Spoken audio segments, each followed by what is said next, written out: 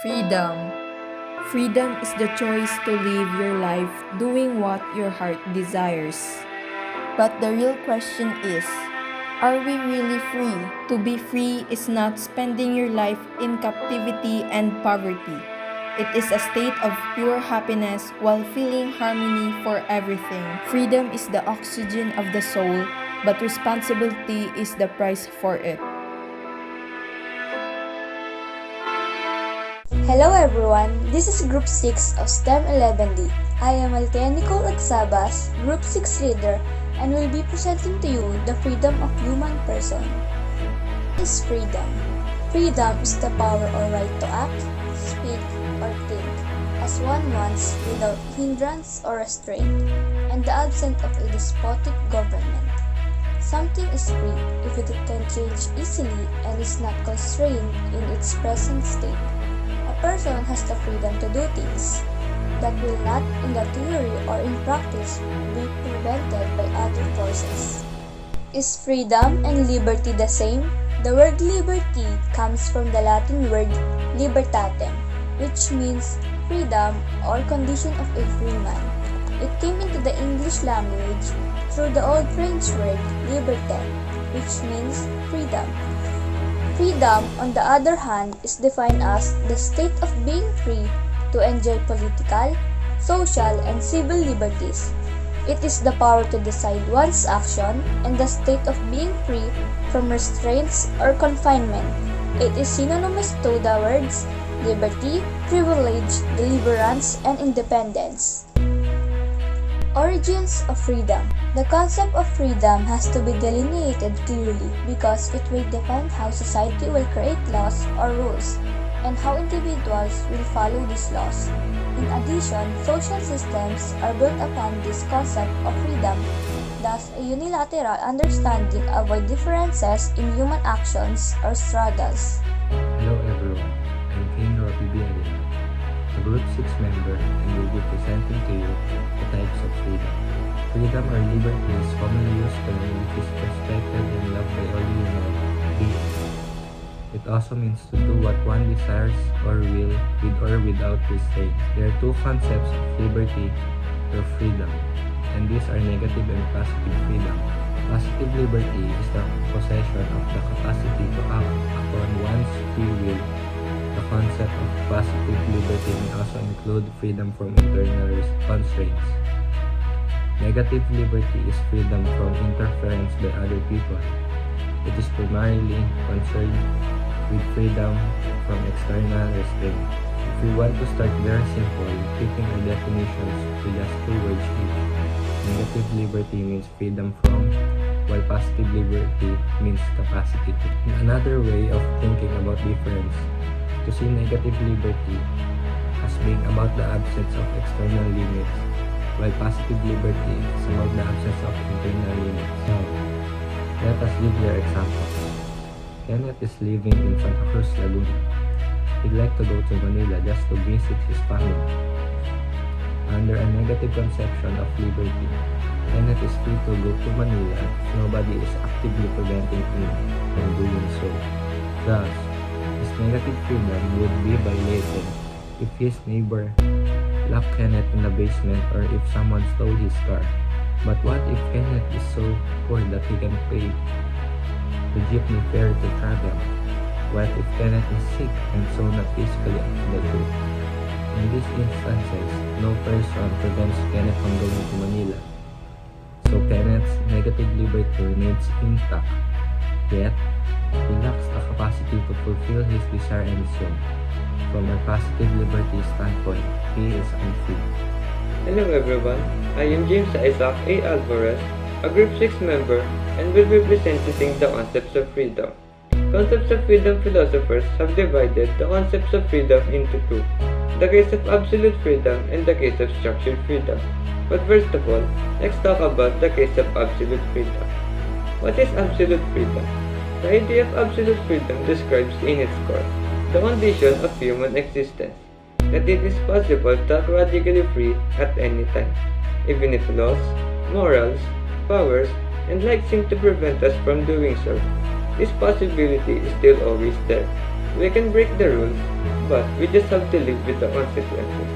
Absolute freedom is an eternal state of being that is not determined by money or social and political issues or any external factors, but instead derives directly from the state of independence, from all negative dynamics within our own consciousness. This does not mean that a human can fly if he only feels free enough to do so. An example would be to break the rules of a board game. This would be an act of a radical freedom, even though probably the other players would not find this breaking the consensus a very clear idea. Hello everyone, I am Ivan Baril, a Group 6 member, and I will be presenting to you the Structured Freedom. Structured Freedom.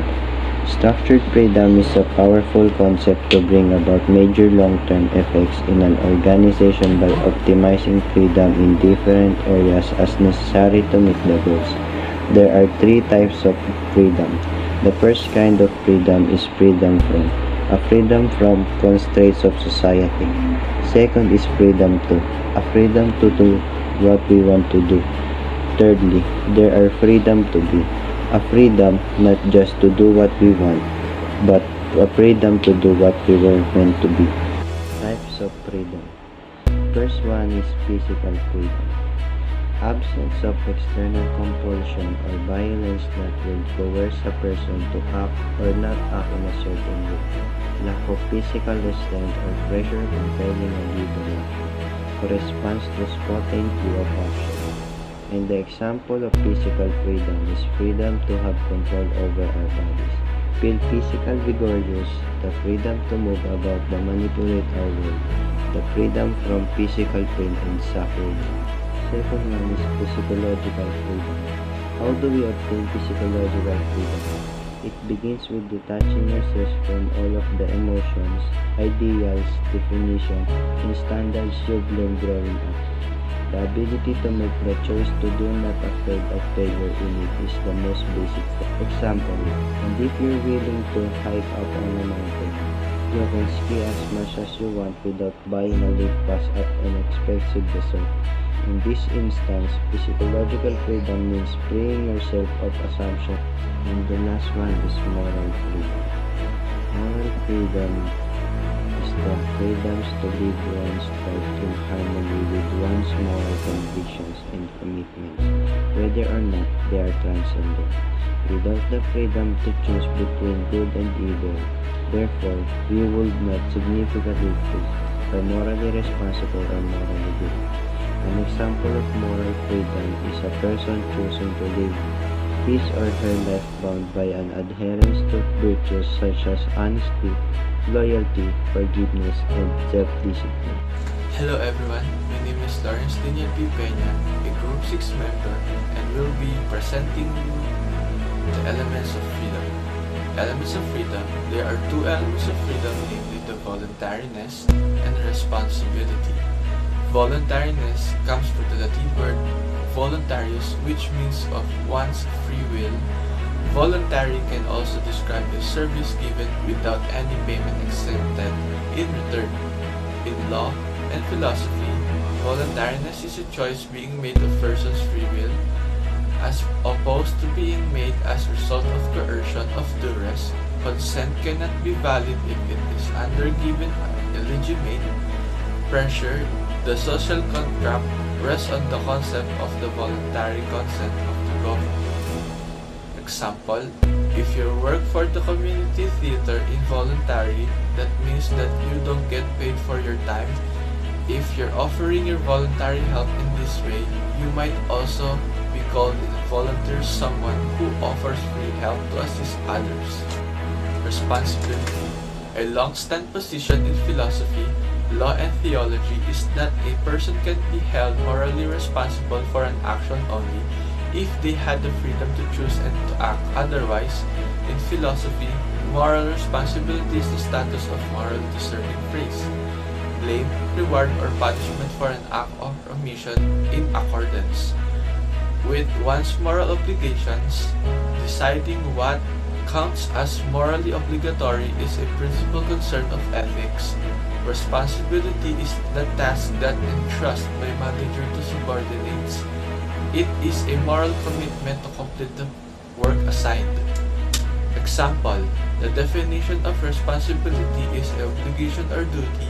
An example or responsibility in having to take out the trash every night. A duty, obligation, or liability for which someone is held accountable. Hello everyone, I am Mark Lantao, Group 6 member, and will be presenting to you the consequences of making choices. Now we see, the proponents of determinism see absolute freedom as impossible. For them, human beings make choices or act because of those determinants. Let us further explain this. Why do we do what we do or say what we say? Remember that we do or act because of certain reasons. Values, we choose based on certain values. Some people prefer to buy a pair of shoes made in China than made in US because they can still save money to buy other needs of their loved ones. Morality is a kind of determinism we choose and do a certain action because it is the right thing to do, but not necessarily it is what we want to do. A married woman might really be in love to another man, but she can go with her heart because it is not the right thing to do. It is immoral. It is an absolute understanding that all actions have consequences. Freedom always involves choice.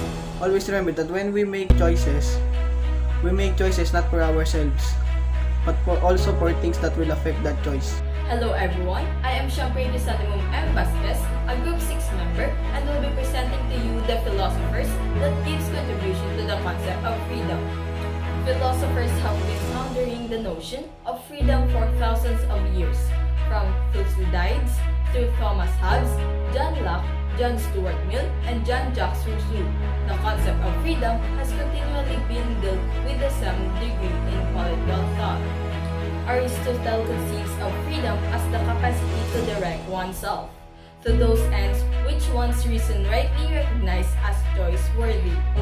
This concept of freedom was rational self-direction can be found underlying Aristotle's discussion of natural slavery and democracy.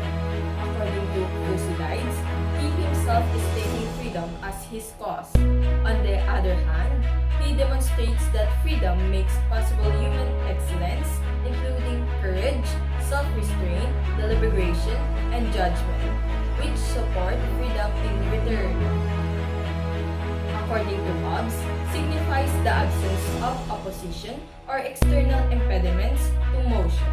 Such freedom applies not only to rational agents, but also to irrational and inanimate creatures.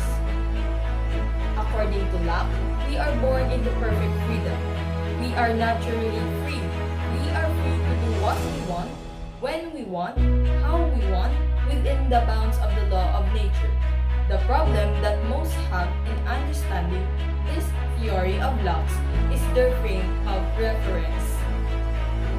According to Mill, freedom is defined as liberty of conscience, thought, feelings, and opinion. As liberty of taste and pursuits, doing as we like without impediments from our fellow creatures, so long as we does not harm them. Freedom is a key concept in philosophy. It is defined negatively as the absence of constraint, but positively like the state of the one who does what he wants.